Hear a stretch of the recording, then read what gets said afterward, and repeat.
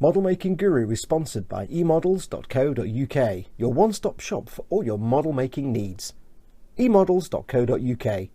Make something awesome.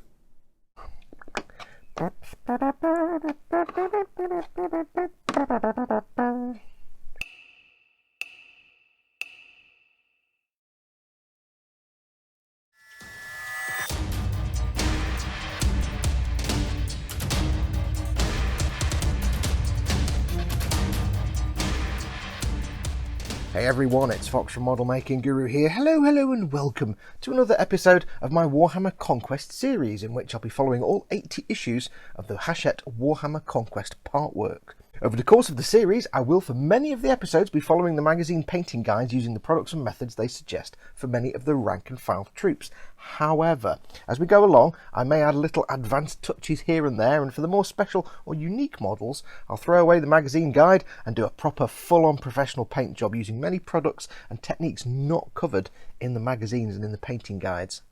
Now in this episode, I'll be running through issue 16 and painting up these lovely Space Marine Intercessors, these Hellblasters with their spanky plasma rifles, and this slightly exploded Inceptor. I'll explain that in a minute. I will keep one future Inceptor for a full-on proper paint job, because we're going to get 3 of them. I think we're going to get 3 of them. But for this guy, he's just going to be painted following the magazine. I'll be using the paints we've received so far in the magazine: Macragge Blue, Retributor Armour, Abaddon Black, Lead Belcher, and the 2 shades Null Noil and Agrax Earthshade. Now I will also be showing you in this episode an advanced technique how to paint the plasma coils on these plasma rifles, and for that we'll use some extra colours that aren't here and aren't provided in the magazine, but that will be an advanced technique a bit later on in the episode. And as we go along, I'll also be using my lovely wet palette, which is totally optional. You don't have to use a wet palette, but it will help your painting 1,000,000,000% if you do use one. Just trust me, it keeps your paints hydrated, makes them easier to paint with. Now it's super cheap to make and dead easy to use. So if you've not got one and you want one, then there's a guide up here. Click up here. I've got a guide as to how to make one of these for literally a few pounds and how you can use it to improve your painting. Now, here's the thing. When I received mine, I got the bits for him, obviously, on the sprue. I got his base, and I got that. That's 2 clear bits. That should look like that. There should be 3 clear flyer stands. This basically attaches to the back of him with super glue. I got 2. If you get this, where you've got 1 missing, or if you don't receive these at all, I've seen some people not get any of these, or they just get the sprue and no stands, or if you get anything missing at all, it's very easy to fix. All you do is drop an email to Hachette, go on their website and go through the contact us thing. I just mailed them and said, hey guys, I've only got 2, I'm supposed to have 3, and they sent me a whole extra issue 16 with all the sprue and everything, and the whole magazine and everything, just to replace those. So if you do find you've got these missing, just give Hachette a shout, they'll get you sorted out. And it literally took them a few days to get it to me, so thank you to the guys from Hachette. One other quick thing before we get going, you'll notice these guys are blue, but they're not bare plastic.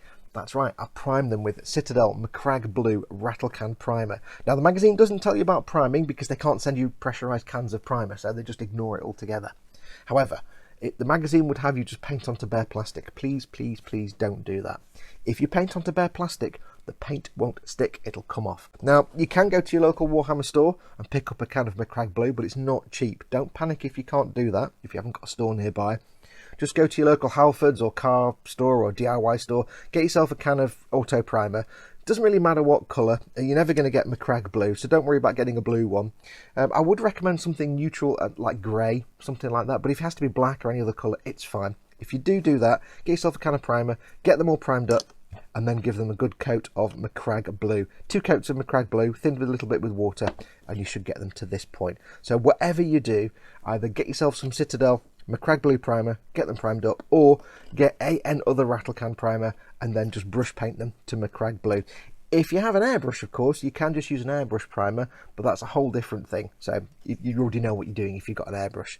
But yeah, go and get yourself a can of rattle can primer, get them primed, and make sure you do it in the garden. Don't do it indoors. Don't spray rattle cans indoors.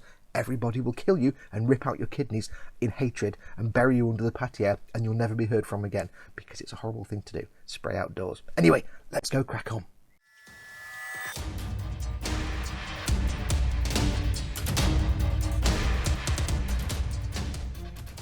Okay, so first up, Got our freshly primed figure here. We need to paint the black undersuit, and this is the suit that goes underneath the power armor. For this, we're going to go in with the Abaddon black, and I've got my very fine Artificer layer brush, and all we're going to do is quite simply paint these bits we need to paint. Now you've got the bits at the back of the knees here, so they need to be black. It's a bit too thin, hang on. They need to be black. We've got this side as well, obviously. We've got the undersuit in the general butt area, so it's the top of the legs basically, top of the legs and the butt. We also have these straps down the sides of the chest armor, the back of the chest armor. These need to be painted black. And we also have the undersuit areas in the crook of each arm, which you can maybe just about see there, I think, in there. And now it does say in the instructions that you're to paint the casing on the weapons black. Don't do this. As I've done before, I'm going to show you a different way to paint the black casing around the weapons that looks much better and isn't just painted black. What else do we need to do? We've also got, if not on this, well, there's a little bit there in the crotch area between the sort of the box here, the crotch area, and the leg armor. There's a little bit of black in there, so you need to make sure you work into there. And last but not least, we then have the belt and any little things on the belt. So for example, we've got these pouches here, need to get those painted up. So all the pouches on the belt. We have the weapon here. Now I'm not going to paint the butt of the weapon there because that needs to be painted a different colour. There's also the belt itself. Now it's not evident on all the figures. On some of the figures, like you can see hopefully here, it's really obvious where this belt is. You just need to go ahead and paint that on either side of the belt as well. Here at the front there's all pouches and things, but on some of them it's not quite obvious where the belt is, so just use it as best you sort of can see them where you think that belt is. You can, there's a bit of leeway here, you don't have to paint it exactly like it says on in the magazine, but where you think the belt is, you paint that black. Okay, the next step is painting the lead Belcher. Now I do apologise, I filmed this and then the video didn't come out. I hadn't pressed record, so I'll explain what I've done. I'm just filming on this Inceptor, I'm just doing all the silver details. Now first and foremost, you'll notice I'm painting the belt buckle, and it doesn't say that anywhere that the belt buckle should be silver. And in canon, in reality, the belt buckles are always just the same colour as the armour, but you know what, I think that's boring. So I like to paint my belt buckles silver. It just makes a little point of interest. Just makes it interesting. Now on this guy, on the Inceptor, unlike normal Space Marines, you've also got the foot parts here. You've got these sort of pads that are on the bottom of their feet, and for these you need to paint the sort of the pneumatic or hydraulic pistons down either side, and also the plate that sits on the base of the foot as well. That needs to be lead Belcher. So just go ahead and get those painted. We also have, specific to this chap, we have the tube on the back of the leg. There, that needs to be lead Belcher, and we have this thruster bell on the back of the leg. That needs to be lead Belcher. There's also the weapons, for which I'll switch up to a slightly bigger brush. Now again, with the weapons, what you want to do is not paint the black casing part, even though it says to. Don't paint that, just paint the whole weapon lead Belcher. Now I found if you want to get the really nice shiny lead Belcher finish that you see sometimes, if you just do one coat, sometimes it just looks a bit like shiny grey. If you want to get that real nice, shiny, metallic-y finish, then what you can do is do a normal coat of lead Belcher over your weapon, and then once it's dried, go in with the second coat, but thin it more than normal. Make it a lot thinner than normal, almost like a wash. So then you're adding a very, very thin coat of paint, but that has the shine. I don't know why it works, it just does. So normal coat, followed by a thin down second coat, often makes it nice and shiny and lead-like. So get the weapons done. Now for the actual figure himself, that's all you need to paint on there that's lead Belcher. So just the tubes, the thruster bells, the foot plates and the weapons. On his backpack, I'm going to switch up to my Artificer brush again. One other thing you need to paint, but I've already painted it because the video didn't work, is that hair on the end of my brush. Get off! This is very disorganised. You've got the ear pieces, or the plates that go over the ears on the helmet. I don't know if you can see it. And also the two tubes on the side of his face mask. Now on this guy, there's two sets of tubes. There's a tube at the front and there's the tubes at the back. I'm assuming the tubes at the front are a different colour, I think. So I'm just going to do the tubes at the back. I've done them lead Belcher. You could just get them painted on there. On the backpack, this should be fairly easy for this thing. We've just got these ball joints here between the vernier plates, so they need to be lead Belcher. So each of those need to be lead Belcher. You've got the insides of these thrusters here, they need to be painted lead Belcher. And you've got, again, these little vernier thrusters on the back here, they need to be painted silver. Not the plates themselves, not the directional, the control vanes, I suppose you could call them, perhaps the directional vanes. Not these things, the sticky out, but it's just the ball thrusters here on either side. Now, there is one thing I wanted to say, and that is, while you're doing this layer, the lead Belcher layer, or when you're painting the black, or even when you're doing the gold in a bit, don't worry about being super neat. Like, look at this. Oh no, I've got paint on the edge. Oh, quelle tragédie. Don't worry about it. Because before we go ahead and do any shades later on, once we've got all the gold and lead Belcher and black down, we can go in and tidy up any messes. And this is the thing you don't often see in proper videos.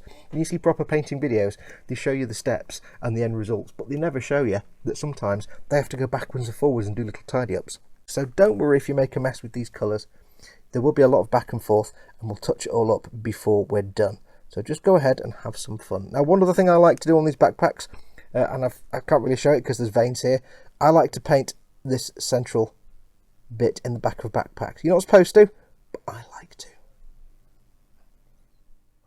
And that's the lead Belcher done. So you can see what I meant now about the lead sort of shiny metal look. That's just a regular coat of the lead Belcher, and then a slightly more thinned coat of lead Belcher over the top. That way you can get a nice metallic effect, but you're not clogging up and obscuring all these little fine details with two thick coats of paint. So a bit more than normal. And note, by the way, how I've still got messy bits of paint here. I've not tidied those up, because like I said, we will correct those later. So that's as far as I want to worry about that. So again, don't panic about being neat right at the start. The next step, of course, is the gold trim, my favourite bit. So I've got here my Retributor armour. And on all of these guys, well, on most of them, there's only two things you need to do. First and foremost is the Aquila on the chest, which you can't really see, but it's the piece on his chest, and you need to carefully paint that in. Now, it does need a lot of finagling to get your brush down into the little crevices.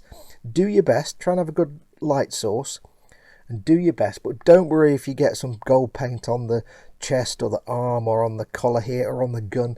If you do, don't worry, we can touch that up later. So if I'm painting that and I get some gold on the gun, I'll just go back and repaint that with some lead Belcher to cover up the gold. So that is fiddly, but take your time. And if you need to, go backwards and forwards with the blue and the gold to tidy up the edges. Just focus on getting the paint on there. Next, of course, we have to do the trim on the pauldrons, and this is dead simple. There's two ways to do this. For the bottom edge, you can get your brush at this angle, and you can just run it along like that. No problem. And you should, in most cases, get a nice crisp edge. Now, it will take more than one coat. When your first coat goes down, it'll look a bit patchy. Don't panic, let it dry and do a second coat. For the other edges, you can try and do the same, but of course your brush is going over the pauldron at this point, so you might end up going outside the line a bit and splodging some paint on the actual blue area of the pauldron. That doesn't matter. Just focus on getting the gold bits gold, and anything you make a mess of, you can tidy up later. And keep in mind, as I've said many times before, when we do the shades later on, you don't need to worry if your edges aren't 100% crisp and straight, because shades will hide all your sins. And one thing they will do is make slightly unstraight edges look a lot more straight. Now, there is one other thing you'll need to paint that isn't on this guy, but it's on one of the other guys, and that's any little gold skulls or aquilas on the weapon. They need to be gold as well. He hasn't got one, so I can't show you that. But yeah, get them painted gold as well. So I'll go around and do all his pauldrons. I like doing this.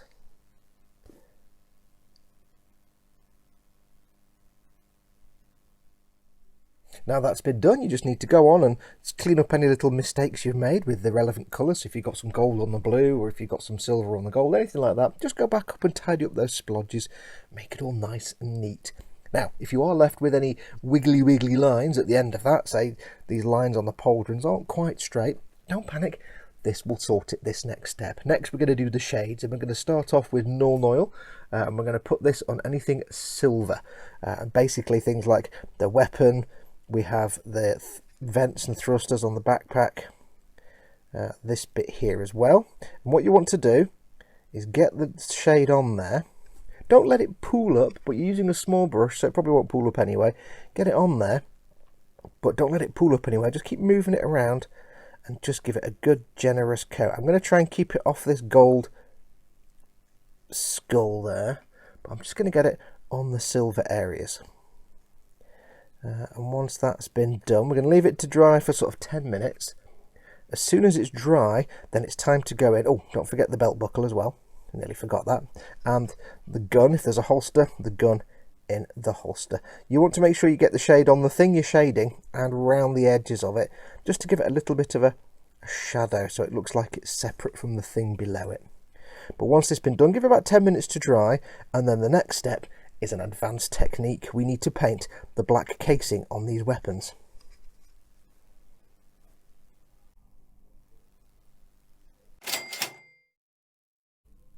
Yes, it's time for an advanced technique. That coat of null oil on all the silver parts has now dried, and you can see they're looking much dirtier. Now what we want to do is we want to paint the black casing on the weapon. Now in the magazine, normally you'd just paint this with Abaddon Black, but we're not going to do that. I found a more interesting way to do it is to carry on using null oil. Basically what we can do is apply layers of null oil to this specific part, and the more we apply, the darker it gets. But the beauty is, because it's a transparent colour, if we just paint it black, it looks black. Because null oil is a transparent colour, as we paint it, it'll still have a metallic touch to it, and around the edges where the shade isn't quite as thick because it pulls away from the edges, of course, it'll have that metallic twinge. I like that word, twinge. So what we're going to do is we're going to apply carefully a coat of null oil again. I've got a small, small layer brush here. I'm going to apply this. Now at first it's not going to really make any difference at all, but you need to make sure you apply it the same way you did before. Be reasonably generous, let it build up, but don't let it pool anywhere. I'm trying to avoid this gold detail here, but this is what we need to do now. This first coat, like I say, won't really do much, so I'll put some on the scope as well. And what I'll do is I'll let this dry. After about 10 minutes I'll go and do another coat. I'll let it dry again and do another coat and let that dry, and I'll keep doing coats until it's the darkness that I want it. And you'll probably find it's about 3, 4, maybe 5 coats and this will start to look dark. So I'll work my way around. Do it on both sides, of course, because it's a two-sided weapon, and whatever part of the weapon you want to be the black casing. And 6 coats of null oil later, hopefully now you can see the difference between the bare metal, which has just got 1 coat of null oil, and the black casing, which is 6. I just think using this method, first of all, it's a lot easier if you're not good at painting fine details and sticking to edges. If you have trouble with that, the surface tension of the shade just means it sticks to the edges anyway and gives you a nice crisp edge. But also, it does give that more sort of slightly varied, patchy, used look. You can see the metal edge here kind of shining a little bit. And the last step in the magazine that it will have you do is go in and add some Agrax Earthshade to all the gold trim. And this is dead simple, same as with the null. Just get it on there, get it on the piece itself, but make sure you go around the edges as well, just so you can get that little bit of a shadow between the gold and the blue. Just gives it a bit of depth, means it actually looks like it's a separate thing from the body armour.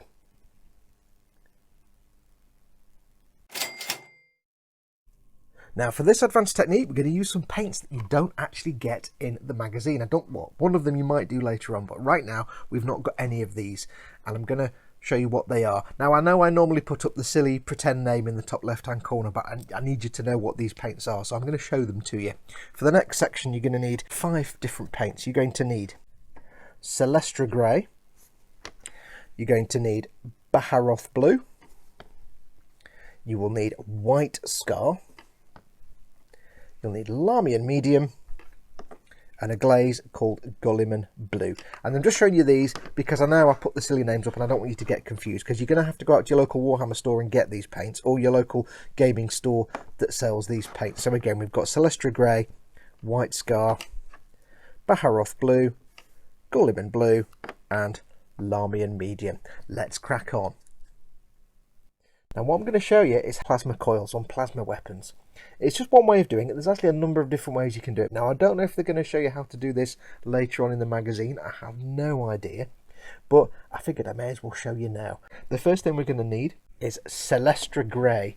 We want to paint this plasma coil area white, but if we just paint it white straight away, white's quite a transparent colour, so painting white over anything is a pain in the bum. So what we're going to do is we're going to paint it Celestra Grey first, and this is just a base colour to make it easy for the white to cover properly when we come to paint the white on. So we're going to get the Celestra Grey on first, and use a very fine detail brush, and I'm just going to carefully paint the coils. Now you need to make sure you've added a little bit of water to the paint, because you don't want this to be thick at all. Okay, once that's dried, you need to go in with some white scar again. Thin it a little tiny bit more than normal. But what we want to do is work this into the grill over the Celestra Grey, and this is to get the white base coat. Okay, with that white scar paint on the plasma rifles drying, it's time to have some fun. Do some mixy paint times now. We're going to use some more of the paints that won't come with the magazines. First thing you're going to need though is a palette of some sort. Now this is a Citadel palette pad. You don't need to get one of these, it's basically shiny non-porous paper, but you don't want to use your wet palette for this because we're going to make a glaze. A glaze is just a thin, transparent paint that you can use for various shading and fading effects. So you want to use something dry, so you know it could be this or a plastic plate or a plastic lid or anything that's not porous, just have somewhere to mix your paint. And we're going to need some of the colours we mentioned before. We're going to need Baharoth blue, we're going to need Gulliman blue, which is in itself a glaze, but we'll get to that, and also Lahmian medium. Now Lahmian medium is the important bit. Lahmian medium is basically the same as this paint, it's just not got any pigment in it, it's completely clear. So it's the same as all the other acrylic paints, it's just paint without pigment. And what we're going to do is we're going to make a glaze, but the important thing about making a glaze is it's not just thinning a paint, it's diluting a paint. And I've explained this in some of my other videos. If you add water to an acrylic paint, you're thinning it, you're breaking down the acrylic binders, and it behaves differently. The surface tension is different, it doesn't work the same. If you add something like this, which is also known as a glaze medium, and other ones are available, Vallejo do them and other people, if you add basically more paint without the colour, you're not thinning a paint, you're diluting it. You're keeping the same behaviour. It will still behave the same way. It'll have the same surface tension. It will dry the same way. It's just got less pigment per amount of the actual paint itself. So you're just making sure you're making a little bit of paint more transparent. So this is clear. You add a little tiny bit of paint to it, and you'll see when I do it. Let me just do it. So we're going to get the Lahmian medium. I always tend to do the Lahmian medium first because I don't want to get other colour paint in the medium. You don't want to contaminate it with your paint. So get some Lahmian medium. We're going to do one. Let's not do it there because that's already got paint on it and you won't see. 1, 2, 3, 4. 4 brushfuls of Lahmian medium. And we're going to take, we're going to drop it. We're going to take 1 brushful of Baharoth blue. Now Baharoth blue is an edge paint, so it's quite thick, so about that much will be absolutely fine. I'm going to put that on there. Now if I did this with water, it will behave totally differently, but because I've diluted it and not thinned it, it's going to behave as it normally should. The other glaze we need to make is the same process again. We need to get the Lahmian medium, and we'll do it over here. And we need to get 1, 2, 3, knocking the camera, 4. Now you can vary how much glaze you want, you don't have to use 4 every time. And for this we're going to use the Gulliman blue. Now this is already a glaze, this is already a very thin paint, so we can add a bit more. We're going to put a big dollop of it on there, and that's a beautiful bright colour. So we've got them ready. Let's get them on the model. Okay, so first off we're going to take the glaze that had the Baharoth blue, and we're going to quite simply apply it over the bit that we've painted white. And what this will do is, got a bit too much there on the brush, this will run into the recesses between the little ribs. Now don't worry if you've not got a beautifully straight edge at the bottom of the plasma coils, that doesn't really matter because we're going to do a glow effect anyway. So just quickly get a coat on there, nice thin coat, let that dry, and what you'll need to do is apply more than 1 coat. You probably need maybe 2, maybe 3 coats of this. So go ahead, give that 5 minutes to dry and apply a second or a third coat, and I'll show you what it looks like when we come back. Okay, so once that's dry we need to go in with a second coat. Now for the second coat what you want to do is you want to focus not on the whole thing, but this time on the sides, and also just go over the edge a little bit onto the blacks. Let's get most of that off there. just over the edge of the black, and we're going to start doing a glow. So I'm going to focus on the sides of the plasma coils and just around the edge here. I'm not going to go over the top. Okay, so that's 4 coats of the Baharoth blue, and as you can see I've got less of it at the top, so it's a bit more whiter, and the blue is darker. Now the colour is a bit darker in real life. On telly here it looks a bit overblown, but never mind. And also you can see by building up the layers around the edges, it's faded into that kind of glow effect. Now just one layer, one coat of the glaze wouldn't really show up. 2 coats, it's a bit more visible. 3 coats. So there you go. After a few coats, you get this kind of glow effect around the edge, and that's what I was going for. Now we just need to do a couple last things to set this off. We need to use the darker colour. Remember we had the Gulliman blue glaze, and this may take 1 or more coats, and this is just going to be in the edges here, between, that's a bit too much, between the plasma coils and before the glow. So we just want to have it round the edge, just there. Now it might take more than 1 coat, because it is quite thin. So I'll go ahead and I'll get all these done. And again, it's just to be a dark patch here. And there we go, with 3 coats of that Gulliman blue glaze added into the recess there. You can see it's got a bit of a darkness to it.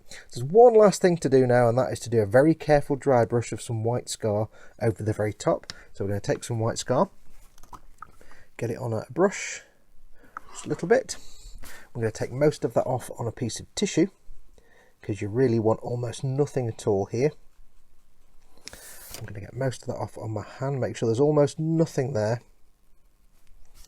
And then I'm just going to very, very carefully get my brush and just very gently brush that over the top there.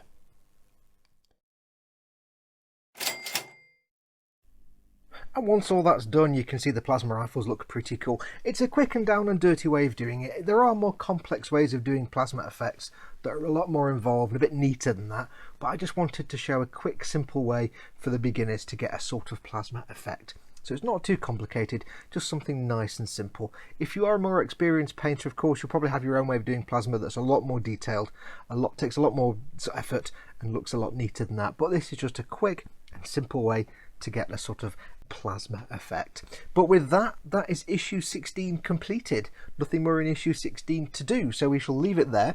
Next up will be issues 17 and 20. We're going to do all in one, and it's going to be a complete proper professional paint job episode. We're going to be doing all the crates and barrels and ammo cases that come in issues 17 and 20, and I think issue 15 as well. I can't remember which one it comes from. It comes from 3 issues. We're going to put it all together into one single how to do proper paint jobs episode, so that'll be the next episode. Until then, it just remains for me to say thank you very much for watching. I hope you're enjoying these. Do stay tuned for the next one. Take care of yourselves. Go make something awesome like these. Go be awesome. And until next time, adios amigos.